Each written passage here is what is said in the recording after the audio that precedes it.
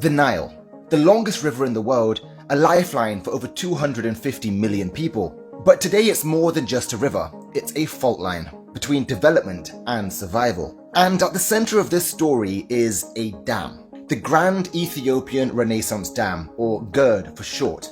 It's Africa's biggest hydropower project and one of its most controversial. In Ethiopia, the GERD is a symbol of hope, of self-reliance, of defiance. This isn't a World Bank project or handouts from a foreign country. No, this was built by Ethiopians themselves through local bonds, salary reductions, pure nationalistic determination. Because nearly 60 million Ethiopians live without electricity, and this project could change all of it.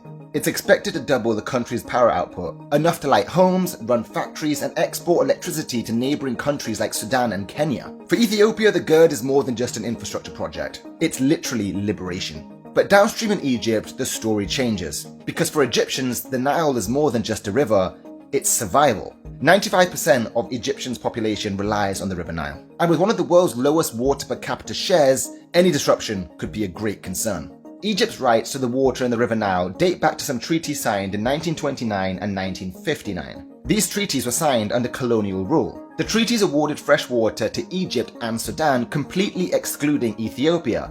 And of those two countries, Egypt got the majority share. So when Ethiopia decided to build the GERD across the Blue Nile, which provides most of the water to the Nile downstream, you can see why Egypt saw it as a threat. Then there's Sudan, which is stuck in the middle, quite literally. Its position on this topic has shifted over time. At first it sided with Egypt, but it also saw the GERD's benefits: flood control, electricity stability, and a potential boost to its own infrastructure. See, Sudan relies on two major dams, and both depend on the seasonal flow of the Blue Nile. And the benefit of the GERD is it could help regulate that flow, because the Blue Nile is known for torrents of water during flooding seasons. This makes it more predictable, more consistent, and just better for electricity generation. But Sudan stipulates that they need clear coordination. Any rapid filling in the GERD could mean less water in their portion of the Nile, causing major issues. More than a decade of negotiations have gone nowhere.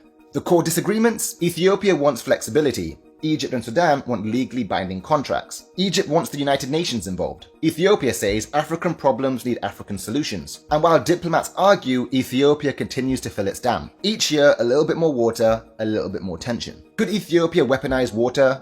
Technically, yes, but doing so would reduce its own electricity generation, which is a primary reason for the dam.